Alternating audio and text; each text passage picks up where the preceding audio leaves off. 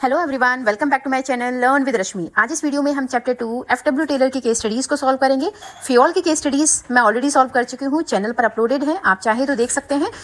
Board exams आने वाले हैं, date sheet already CBSE declare कर चुकी है, प्री बोर्ड एग्जाम्स शुरू होने वाले हैं। तो केस स्टडीज़ फर्स्ट चैप्टर की तो सारी कंप्लीट है, चैप्टर 2 की भी फियोल वाली जो केस स्टडीज़ है वो हम बना चुके हैं। आप चैनल पर जाइए, देखिए और इन्जॉय करिए। आज हम बात करेंगे एफडब्ल्यू टेलर की केस स्टडी की। तो हमारी केस स्टडी जो फर्स्ट केस स्टडी है, देखिए केस स्टडी आपके सामने स्क्रीन पर है। येलो कलर में जो केस स्टडी है वो कन्वर्टेड केस स्टडी है, मतलब जो आपकी पहले केस स्टडी दी गई है साइड में वो सीबीएसई पैटर्न में है, सीबीएसई कैसे क्वेश्चन पूछती है। एंड येलो कलर वाली मैंने कन्वर्ट की है same case study big boss style में। केस स्टडी सेम है, बस वहां पार्टनर्स के नेम, मेंबर्स के नेम चेंज कर दिए गए हैं, वो नेम रिप्लेस कर दिए हैं बिग बॉस हाउस से। बाकी आपका जो मोरल है या क्वेश्चन है वो बिल्कुल सेम है, तो आपको बिल्कुल भी परेशानी नहीं होगी, आप बिल्कुल भी कंफ्यूज नहीं होंगे कि क्या केस स्टडी दी और क्या बना दिया। राइट, तो बिल्कुल सेम केस स्टडी है, बस आप इंजॉय करेंगे इनफैक्ट इन केस स्टडीज को। तो चलिए केस स्टडी फर्स्ट है हमारी। सपोज वीकेंड का वार है और सलमान खान तानिया को एक्सपोज करते हैं कि आप किचन कंफ्यूजन क्रिएट कर रहे हैं। क्योंकि तानिया ने एक बकलावा दुबई स्टाइल वाला वो एक रेस्टोरेंट या हम बोल सकते हैं कॉर्नर एक शुरू किया है बिग बॉस हाउस में। अब यहाँ पर जो है वो बताती थी कि भाई मैंने फॉरेन से मैं अब्रॉड से ये ट्रेनिंग लेकर आई हूँ बकलावा बनाने की और मैं बहुत अच्छा बकलावा बनाती हूँ। लेकिन इसके बावजूद जो हाउसमेट हैं वो कंप्लेन कर रहे हैं कि या तो ऑर्डर लेट मिलते हैं, मतलब बकलावा उन्हें टाइम पर बना के टाइम पर देते नहीं हैं, या फिर जो अननेसेसरी स्टेप्स हैं वो बहुत ज़्यादा हैं जिसकी वजह से टाइम वेस्ट होता है, बहुत टाइम लगाते हैं बकलावा बनाने में और बहुत ज़्यादा वैरायटी करती हैं जबकि डिमांड इतनी बकलावाज की है नहीं। तो 2 या 3 वैरायटीज़ की डिमांड है तो उन्हीं पर फोकस क्यों नहीं किया जाता। तो सलमान खान यहाँ उसे वीकेंड के बारे में समझाते हैं कि भाई आपको एक प्रॉपर सिस्टम की जरूरत है। तो यहाँ तानिया हेल्प लेती है अमाल की, अमाल को अपना मैनेजर बनाती है और उसे बोलती है कि इस प्रॉब्लम का सॉल्यूशन निकालो। अब अमाल ऑब्जर्व करना शुरू करता है, देखता है कि तानिया जब बकलावा बनाती थी तो बार बार कैमरे की अटेंशन लेने के लिए कैमरे के पास चली आती थी, जिसकी वजह से जो इंग्रेडिएंट्स है वो मिसमैच हो जाते थे। वो अंदाजे से इंग्रेडिएंट्स लगा रही थी तो वो मिसमैच हो जाते थे और बकलावा का टेस्ट चेंज हो जाता था और टाइम ज़्यादा लग रहा था। अब जैसे ही अमाल ने ये सारी चीज़ें नोटिस की तो उसने इन सारी चीज़ों को रिमूव किया, मतलब जो एक्स्ट्रा टाइम लग रहा था उसको कट कर दिया, मतलब वो अब केवल बकलावा बनाने पर ध्यान देगी या ध्यान दिलवाएगा। देन जो एक्स्ट्रा फ्लेवर्स थे, वैराइटीज़ थी, उन्हें हटाया गया एंड एक स्टैंडर्ड टाइम सेट किया गया, स्टैंडर्ड इंग्रेडिएंट सेट किए गए टाइम के लिए भी, और कितना टाइम में बनाना है, कौन सा फ्लेवर बनाना है, वो सब सेट किया गया। अब विद इन अ वीक इसका पॉजिटिव इंपैक्ट आया और जो बकलावा है वो पॉपुलर हो गया। ठीक है, क्वेश्चन आपसे पूछ रहा है identify and explain 2 techniques of scientific management. Scientific management की कौन कौन सी 2 टेक्निक यहाँ पे यूज हुई हैं। देखिए फर्स्ट टेक्निक क्या थी, अमाल ने क्या किया, काम ऑब्जर्व करने के बाद देखा कि जो अननेसेसरी एलिमिनेट एक्शंस थे उन्हें एलिमिनेट किया, मतलब बार बार कैमरे के सामने जाने की क्या जरूरत है, भैया बकलावा बनाओ। ठीक है, तो अननेसेसरी जो स्टेप्स थे, जो बिना मतलब कि इधर उधर घूमना था या बिना मतलब का शो ऑफ करना था, वो सारी चीजें हटा दी, जिससे बकलावा जल्दी बनना शुरू हो गया। तो इसने क्या कौन सी टेक्निक यूज की, मेथड स्टडी। मेथड स्टडी क्या होती है कि बेकार के जो स्टेप्स हैं आपके उन्हें एलिमिनेट कर दो जिनकी जरूरत नहीं थी। राइट, सेकेंड है तो उसने स्टैंडर्डाइजेशन रखा। स्टैंडर्डाइजेशन मतलब बकलावा बनाने के लिए फिक्स मेथड सेट किया, सेम टाइम, सेम स्टेप और सेम फ्लेवर, जिसकी वजह से जो बकलावा थे उन सबका जो टेस्ट था वो सेम आने लगा, अच्छा आने लगा। ठीक है, तो यहाँ पर जो उसने टेक्निक्स यूज की थी, फर्स्ट टेक्निक थी method study and second technique है स्टैंडर्डाइजेशन। सेकेंड केस स्टडी हमारी जिसमें बिग बॉस में एक डब्बा वाला टास्क दिया जाता है, स्टार्ट किया जाता है। हाउसमेट्स को ये डिलीवर करना, सारे हाउसमेट्स को डिलीवर करना है डब्बे वाला, मतलब टिफिन लंच बॉक्स डिलीवर करना है टाइम पर। बट फरहाना जो कि इधर उधर घूमने में टाइम वेस्ट करती है और जब भी उसकी ड्यूटी होती है वो हमेशा बोलती है कि मैं अपनी मर्जी से काम करूंगी, तो वो एटीट्यूड दिखा रही है, कैजुअल एटीट्यूड। वहीं दूसरी तरफ जो टीम है गौरव, मृदुल एंड नीलम, इनकी टीम बहुत अच्छे से काम कर रही है, सारे रूल्स को फॉलो कर रही है, जो भी बिग बॉस हाउस ने रूल दिए थे उन रूल को फॉलो कर रही है। यूनिफॉर्म दी थी, उन यूनिफॉर्म को हाइजीन तरीके से वो बना रहे हैं, डिलीवर कर रहे हैं।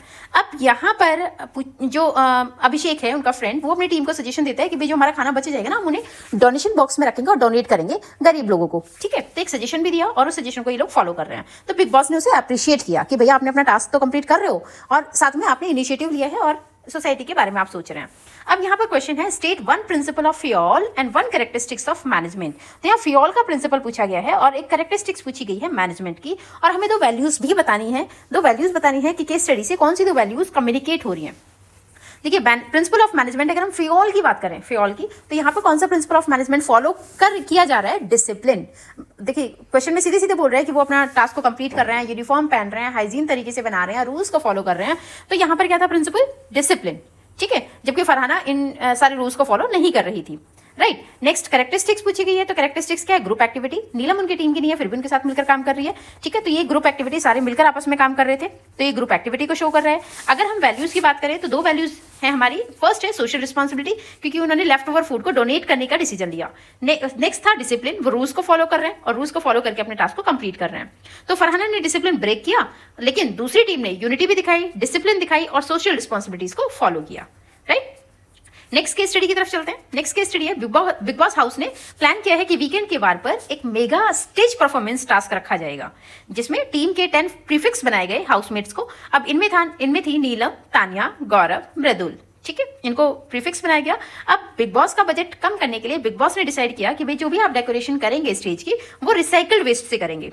और बस ये क्या इतना कहते ही सारे टीम मेंबर्स लग गए रिसाइकिल करने में और अपने स्टेज को डेकोरेट करने में।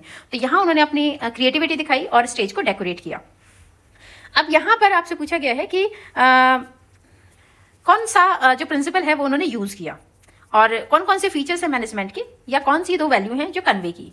तो देखिए प्रिंसिपल की अगर हम बात करें तो ये प्रिंसिपल है एस्पिरिट डी कॉर्प्स। तो टीम स्पिरिट को यहाँ फॉलो दिखाया गया है कि सारे मिलकर काम कर रहे हैं, ठीक है। अब सभी ने टास्क को कंप्लीट किया है, तो ये टीम स्पिरिट को शो करता है। फीचर की अगर बात करें तो गोल ओरिएंटेड है, उन्होंने अपना टास्क कंप्लीट किया, रिसाइकिल से अपने स्टेज को डेकोरेट करना शुरू किया, तो गोल ओरिएंटेड है। नेक्स्ट है परवेसिव, चाहे कंपनी की बात करें चाहे बिग बॉस की बात करें, देखिए दोनों जगह मैनेजमेंट फॉलो हो रहा है, तो ये क्या है? परवेसिव।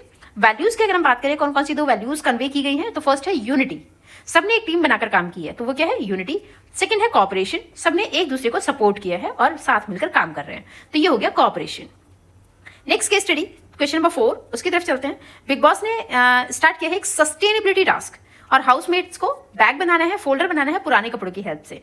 अब इसमें गौरव और मृदुल को लीडर बनाया गया कि भैया आप लोग काम कराएंगे। तो गौरव और मृदुल ने डिसाइड किया कि जो हाउसमेट्स वीक है ना, उनको इस टीम में लेंगे, जिनको बाकी जो हाउसमेट्स हैं वो बुली करते रहते हैं कि भैया आपका कंट्रीब्यूशन नहीं है हाउस में, आप जाओ अपने घर। उन लोगों को इन्होंने अपनी टीम में लिया, ठीक है, ताकि उनको कॉन्फिडेंस बढ़ जाए। अब यहाँ पर कुछ हाउसमेट्स जो ये टीम मेंबर थे, इन्होंने कुछ सजेशंस दिए कि हम कॉस्ट को कैसे बचा सकते हैं, या फिर हम बैग का डिजाइन क्या बना सकते हैं, किस नए डिजाइन से हम बैग को क्रिएट कर सकते हैं। बट जो प्रोडक्शन मैनेजर थी इनकी कुनिका जी, उन्होंने इन सारे सजेशंस को अवॉइड कर दिया और वो सुना ही नहीं, जिससे इनकी टीम जो थी वो डीमोटिवेट हो गई।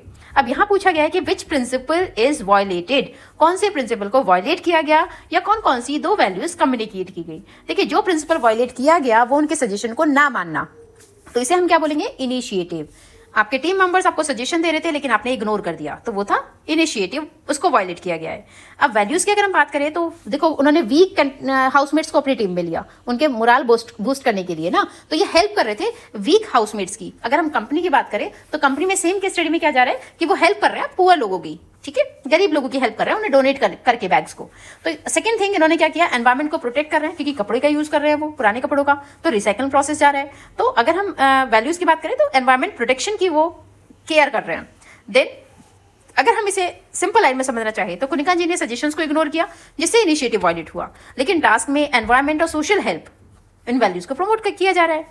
लास्ट केस स्टडी हमारी कि बिग बॉस ने एलईडी एक मेकिंग टास्क दिया है अपनी टीम को। एक टीम है अमाल की और दूसरी टीम अगेन गौरव की है। तो अमाल की टीम लूज कर जाती है स्टार्टिंग के 15 मिनट्स में, क्योंकि अमाल कभी जीके की टीम में इंक्लूड हो जाता था, कभी तानिया की टीम में इंक्लूड हो जाता था और अपने डिसीजंस बार बार चेंज कर रहा था, कभी जीके को कॉपी कर रहा था, कभी अपनी टीम के सजेशंस ले रहा था, तो उसकी वजह से वो लूज कर गया। लेकिन नेक्स्ट 15 मिनट्स में उसने वापस से इनिशिएटिव दिखाया और वापस से अपनी टीम के साथ मेहनत की। अब उसे लगा कि टाइम कम है, तो उसने अपनी टीम को लालच दिया कि अगर मैं कैप्टन बनता हूं तो मैं आप सबको ड्यूटीज नहीं दूंगा, जिसकी वजह से सारे जो उसके टीममेट्स थे वो खुश हो गए और अमाल के साथ मिलकर काम करने लगे और मेहनत से काम किया और टास्क जीत गए, ठीक है। तो यहाँ पर क्या था, आपसे क्वेश्चन पूछा गया है state the principle in the situation. इस सिचुएशन में कौन सा प्रिंसिपल यूज हो रहा है और 2 वैल्यू कन्वे कौन सी की गई हैं। तो देखिए जो प्रिंसिपल यूज हुआ वो हुआ कोऑपरेशन नॉट इंडिविजुअलिज्म।